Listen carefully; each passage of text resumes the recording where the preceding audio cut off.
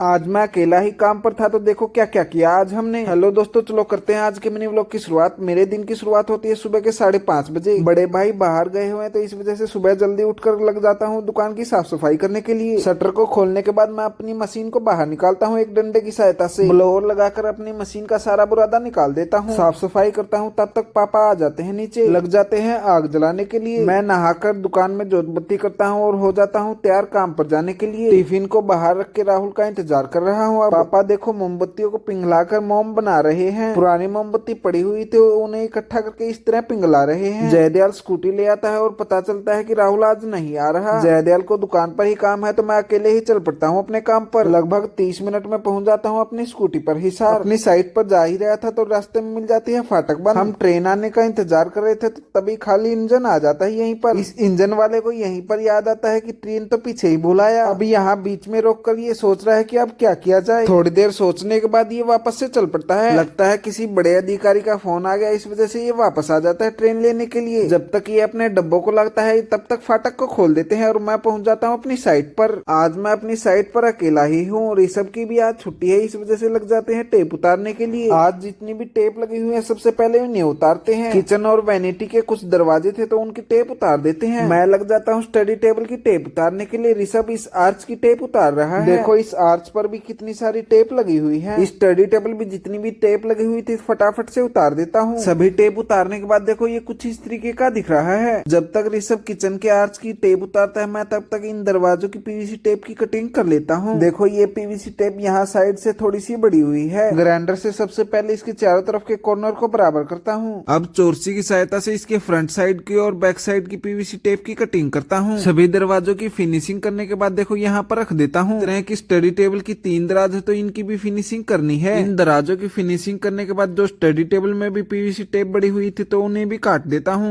LED panel के box की और वैनिटी के बॉक्स की भी पीवीसी टेप की कटिंग करने के बाद हो जाता है पीवीसी टेप कटिंग करने का काम कंप्लीट। आज की इतनी सारी टेप देखकर ऋषभ घबरा जाता है। चलो अब उतारते हैं इनकी टेप। संदली लेकर एक साइड की टेप उतार देता हूँ इन फट्टियों की। अब फ्रंट साइड की भी उतार लेते हैं टेप।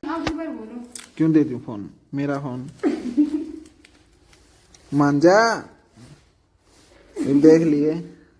2 3 मैं टेप उतार रहा था, ऋषभ मेरा फोन मांग रहा है। फोन नहीं देता तो देखो मार रहा है।